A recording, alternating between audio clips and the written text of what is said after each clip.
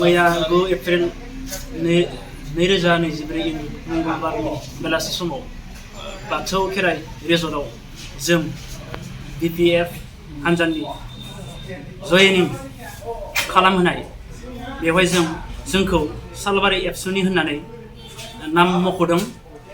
बेखायनो जों प्रेस मिट लानायनि गुबै जाहोना बेनो जों एबसुनि मावथि नङा 100% जों बुङो आरोना जों एबसुनि मावथि नङा। ओमफ्राय आरो गासैनिसिमबो खावलायनाया बेनो जेन मैयानि ससियेल मिडियायाव गोसारनायखौ लानानै गोनो गोथो सानना जाय बेलागा गिबियावनो बड'सा रादाबखौ बरायनाय थाबाय। मैयानि जिथु ससियेल मिडियायाव भाइरेल जानाय दा बेहाय बिथांमोना मैया जोंनि सालबारि एरियानिनो लाइमोन गथ'फोरखौ खेराइ रिसर्ट जिहेतु बेहाय सोनाय गावसिनि पार्टिगाव दा बेहाय जोंनि बुंनांगौआ बेसो जे बिथांमोना सालबारि ओनसोलनिब्लाबो बिथांमोना सालबारि दख'रा एबसुनि बिबानगिरि नङा। बिथांमोनखौ नंखाय मुं होनानै मैयानि जिथु ससियेल मिडियायाव भाइरेल खालामदों बियो जोबोद अयनाय जादों।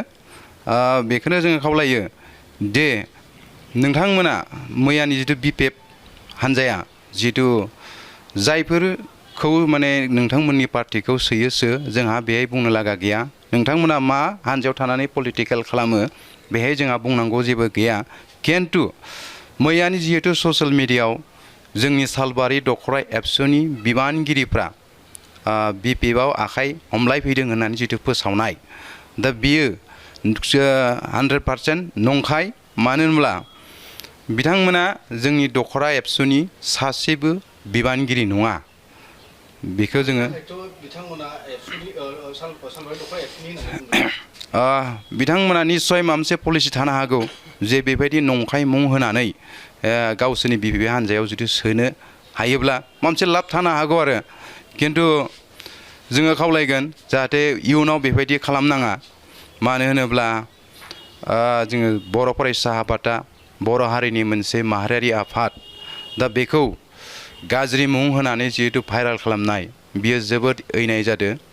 ओंखायनो जोङो खावलायो जाहाथे इयुनाव बेबायदि दामाव बेखायनो जोङो गुरैयै माने नैबे बड'सा रादाबनि गेजेरजों खावलायनाय थाबाय आरो।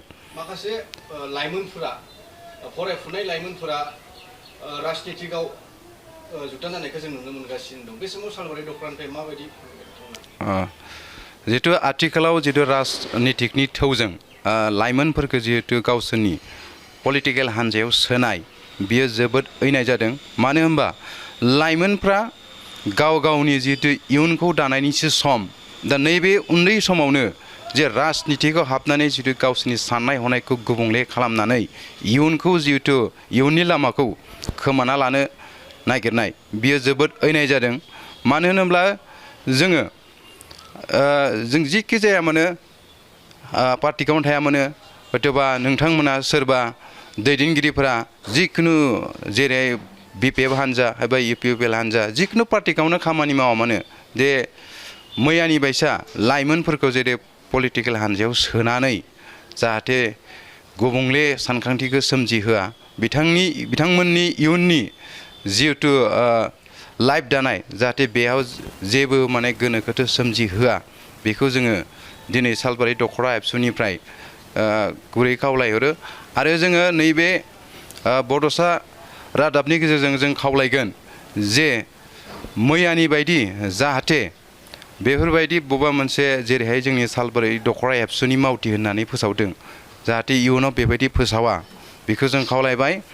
आरो बेखौबो जों